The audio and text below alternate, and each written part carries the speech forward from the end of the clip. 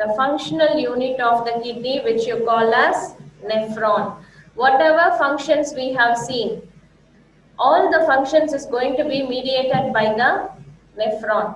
So first we see the parts of nephron. What is this? Glomerulus, and it is covered with a capsule we call as Bowman's capsule.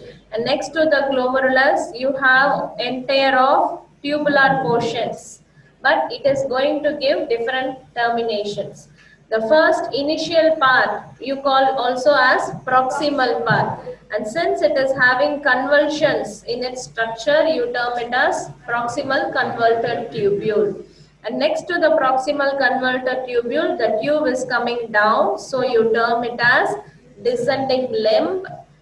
Okay, this entire portion you call as loop of Henle, and it has the descending limb and the U-shaped hairpin bend and ascending limb.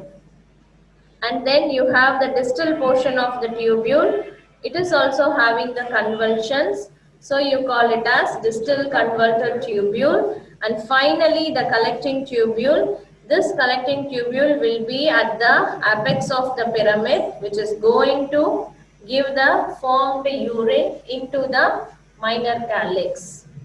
Okay, so this is how the simple structural representation of the nephron. This simple representation of nephron is going to do all the functions whatever we have seen now. Clear? Okay. And we specifically see the Bowman's capsule. This is the hand-drawn pictorial representation of the Bowman's capsule. For your simple understanding, I have took this picture. Okay. Because of lack of time, I don't have time to draw and show as like yesterday's class. Okay. So please cope up with me. And this is the structure of the Bowman's capsule. You also call it as Malpighian's capsule. So as like we have seen in the pleura, visceral pleura, parietal pleura, here also you have the layer of cells which is covering the glomerulus. This part is called as the glomerulus. Okay, so it is covered by visceral layer of cells and parietal layer of cells. Those cells which is forming the visceral layer, which is close to the Bowman's capsule, they are called as podocytes. The cells which is forming the visceral layer are called as podocytes. And those cells which is forming the parietal layer, it is made up of a simple squamous epithelial cells. Okay, clear? And now coming to the glomerulus, you have the afferent arteriole which is bringing blood to the kidney, specifically to the nephron. And this afferent arteriole enters into this Bowman's capsule, and it will have so much of tuft of capillaries over here, and these tuft of capillaries are going to involve in the process called as glomerular filtration. Okay, clear? Glomerular filtration in the sense all the blood which is coming through the afferent arteriole, it is rich with the excretory materials, and it is also rich with electrolytes. Okay, everything is present in this, and when it enters into the Bowman's capsule where the tuft of capillaries is formed, everything is going to be filtered, in the sense everything will now come and reach into the proximal tubule of the nephron, except what? Plasma proteins. Whatever content which is present in the plasma, not the formed elements of the blood, not the cellular elements of the blood, all the contents which is present in the plasma except plasma proteins. What are all the plasma proteins? Albumin, globulin, fibrinogen. Except the plasma proteins, everything will now enter into the proximal tubules. So the urine which is formed normally is absence of plasma proteins. If you are finding plasma proteins in the urine, that indicates the capillaries which is formed by the glomerulus, the tuft of capillaries is having the defect. The pore size is increased. That is why the bigger plasma protein is filtered. This is the mechanism behind protein present in the urine of a report of the patient. Okay, clear? Yes?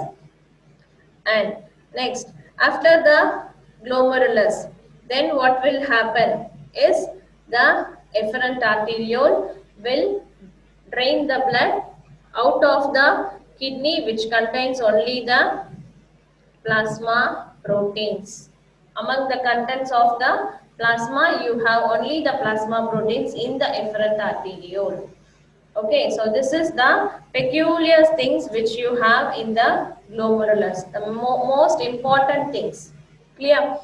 And the glomerular filtration rate. This is one more important parameter which we will always refer for judging analyzing the function of the kidney.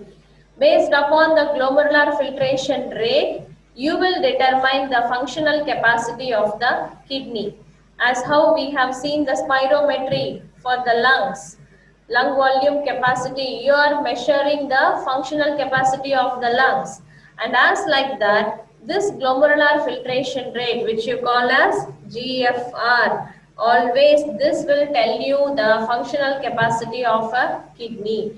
If a person is having renal failure, the quantity, the qualification, whether it is mild, severe, moderate or end-stage renal disease, that will be quantified based upon the GFR.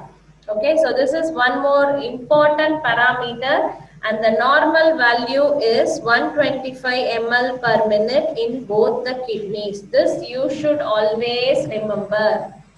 Okay, if the GFR is getting low, then it indicates the kidney functioning is not to the normal level. Clear? Okay, and now we will move on to the tubular portion, nephron. So based upon the location of the tubular portion, we have two different types of nephron. That is, you call it as cortical nephron, juxtamedullary nephron, as per the location where the nephron is. Cortical nephron, both the glomerulus and the tubular portion, everything will be only up to the level of the cortex. Okay, and the juxtamedullary nephron, the tubular portion will be present throughout the entire length of the medulla. And this juxtamedullary nephron is going to take part a major role in the formation of concentrated or dilute urine. Okay, the kidney which has to now excrete the concentrated or urine or dilute urine, that will be determined, and that mechanism will be taking part in this juxtamedullary nephron. So, since they have a major role, but it constitutes only 15% among the nephrons. The cortical nephron constitutes 85% of the nephron, but it plays a major role in the mechanism called as countercurrent mechanism. Okay, clear? So it has a short loop of Henle, but this has the long loop of Henle which extends through the entire length of the medulla, and because of this specific feature, it is having a major role in the countercurrent mechanism. Okay, but here the flow of fluid is very fast, here it is very slow. Okay, clear? So this is about the cortical and medullary nephron.